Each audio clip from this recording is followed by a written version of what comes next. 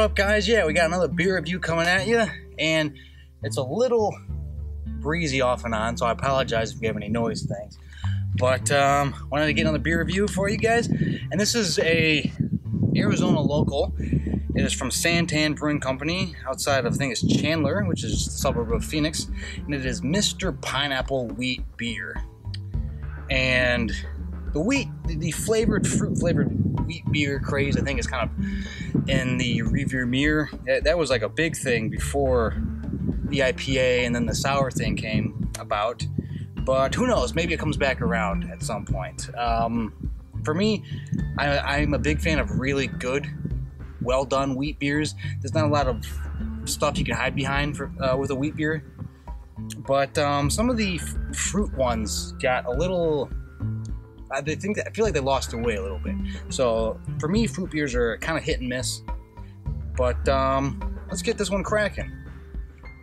I'm not fully sure what the distribution is of the SanTan, but I'll try to remember to include the link for the secretbrew.com website. It's a great resource for finding out if a particular brewery is distributing in your state, and it'll tell you if it's available via tap, via can, or like that. So it's worthwhile. It's worth checking out.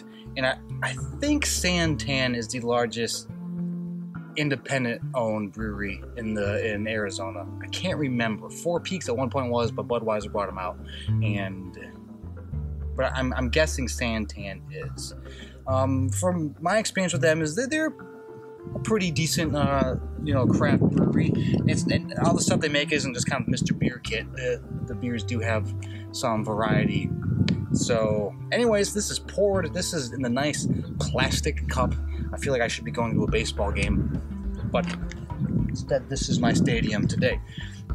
Anyways, let's get into the review. Get into the smell. Definitely pick up that pineapple whiff. It's kind of an aged pineapple. Like, you cut it open and you let it sit for a little bit, and maybe it's gone from that super bright yellow into that more darker kind of orange, matured. Like, it's been left out a little bit. It's lost some of that sour tartness to it, and it's more robust, I guess. I don't know if that's really the word, but it's not as tart as it would be. But I think that works well for wheat beer. If you're doing that tart thing, you might as well just turn it into a shandy. But I think that you get rid of the tart, and you can kind of maintain that just traditional straight wheat beer. And you still get that wheat aspect to it. You don't have that coriander kind of thing that you get with a lot of the Belgian wheat beers.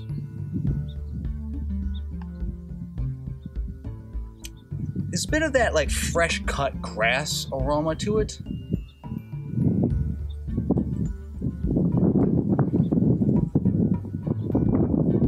Everything else is very clean. There's not a lot of aromas going on, but it's pretty much just that matured grapefruit, that kind of your traditional wheat-based beer. You got that cut grass aspect to it.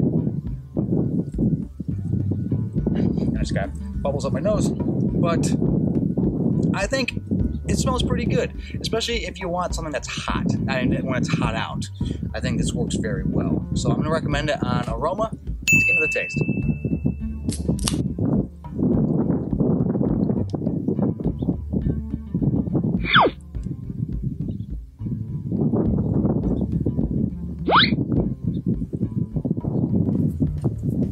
It does maintain some of that pineapple, but it's not overpowering. I don't think they used a lot of the like fake pineapple flavor or like pineapple extract. It tastes like it's legit pineapple.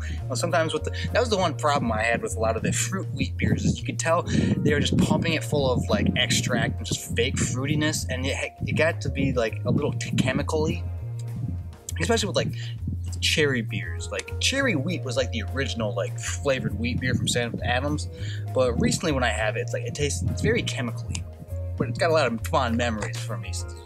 It's so like old school flavored wheat beer, but this one It does taste, maybe they cut the center core out of the pineapple and just kind of dumped in the rind with maybe an inch on it, so you get more of that aged kind of grapefruit thing into the batch. It's got a bit of that going on.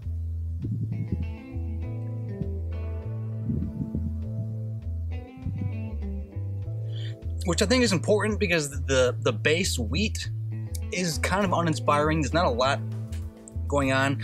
I think they had to add the pineapple to it because I think you remove the pineapple aspect and the wheat itself is kind of ho-hum, not anything special.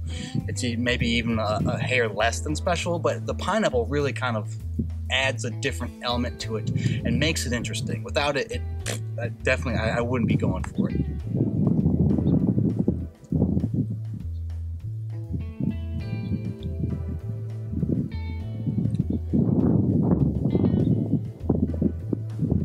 You get some malt. You get it almost tastes a bit like a lager like malt going on. You can tell that they're trying to maintain that light aspect to it. I think this is 5% ABV. On the back it does say stylish wheat with tropical personality infused with fresh pineapple juice from fair trade Costa Rica farms. Takes traditional wheat beer and adds some serious cool character. So they add pineapple juice. I take that back. So they probably weren't. Maybe they did add a few of the rinds. You're not going to really put on the can added pineapple rinds. That's not sexy. So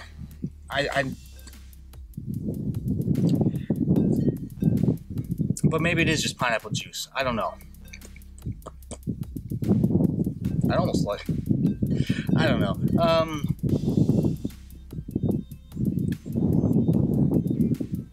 The pineapple 100% saves it. The wheat beer is not that amazing. You get some basic, almost, yeah, lager-esque maltiness to it. There's really nothing all that great. There is, I think, a dab of, like, raw dough malt. I get it a bit on, like, the sides of my tongue. I wouldn't be surprised if they use the same. Some of the malts they use in this is also in their Oktoberfest. I think I've had theirs, and it actually wasn't bad, if I recall. But it has a subtle bit of that kind of maltiness. But for the most part, the wheat beer itself is kind of blah, but the pineapple kind of like lends it a helping hand. So I'm gonna give it a half on taste. For something like this, if you're just sitting outside and it's hot, I think it works pretty well. But other than that, eh. Next category is value for price, and I mean, it's a fair price. It's, you know, it's a craft beer, but it's not crazy. Usually wheat craft beers aren't that expensive. It does have that blue and yellow Los Angeles Rams color combo kind of thing. To be fair, I kind of like their old school St. Louis Rams uniform, or even the white and blue ones. But going off on a tangent. The Chargers jerseys, those are cool. Those are classic. Anyways, yeah, value for price is fine. I think it's if you see it, go pick it up. It's fine. So I'll recommend it value for price. I actually got this. It was a 6-pack for $5. Regularly $7. Still a fair price, but it was on clearance. Next category is distinction. How distinct is it? And the pineapple saves it for that part. If it wasn't for the pineapple, there'd be nothing distinct about it. I'm glad it's just not pineapple extract. They did use legitimate, real pineapple of some kind. But because the wheat beer itself is kind of blah, I'm gonna give it a half. You gotta start with a better wheat beer. It's like certain shandies that you get with it. You can tell the wheat beer itself was not great to begin with. This isn't quite shandy level, but you gotta start off with a better wheat beer before you start adding the secondary ingredients to it. You know, it's like you're making a pizza, but your sauce sucks. You can put whatever you want onto the pizza, but if the sauce is crap, the rest of the pizza doesn't matter. Although tell that to people in Arizona, the crust and the sauce is garbage here. That's a different topic. I could rant on pizzas for way too long. So I'm going to give it a half on distinction. Drinkability. Next category is drinkability. And yeah, it's drinkable beer. If you got a wheat beer and it's not drinkable, they screwed up big time. So yes, I'm gonna recommend it on drinkability. It's 5%. It's easy to drink. It's a great beer when it's hot out. I tell you what. You know, I know when you look at the weather map, you see Arizona, it's like 105 degrees out, and you just like, God damn, how do people live there? Because of the dry heat, when it's hot and dry, you can just sit here, and you got this breeze going, and you got a beer, and it's actually very comfortable. It's very relaxing. I lived in Georgia for a couple years on the coast in Savannah, and it'd be like 95 degrees and 95% humidity. That was just god awful. I mean, you just got swamp ass. You got to change clothes 5 times a day. This in a heartbeat. It takes a little bit getting used to, but that's one of the things I enjoyed. It was entertaining. Like 2 years ago when Michigan State football came and played Arizona State, a buddy came out and we went up to Tempe, and it was like record hot for like the second weekend of September. Like the game kicked off at like 8 p.m. and I think even that game at kickoff time was like 102 degrees. Watching all the people from Michigan just like melting as they're walking around, it's hilarious. I don't know. I still laugh at that. You know, they'd ask people, "Is it always this hot?" It's like, yes, dude, it's the desert. But it's something you get used to. It is when you first get off the plane. It is like walking behind the engine of a jet, but you get used to it. All right, last category is what I bought again, and I mean, if I was at a baseball game and that was the wheat beer option, I might. Other than that, probably not. There's just I have a handful of wheat beers that it's hard to break into that echelon, the top echelon of wheat beers. You got to be on your game, and this one is just, it's fine for a local craft, but it just doesn't make it into that top tier. Now, some of these wheat beers that I enjoy, they've been making them for hundreds of years, or the recipe's been around for at least like 50.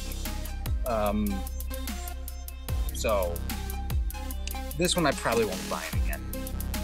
But that is my review of SanTan, Mr. Pineapple Wheat Beer. What do you think about, have you had SanTan before? What do you think about wheat beers? What do you think about the juice-infused wheat beers?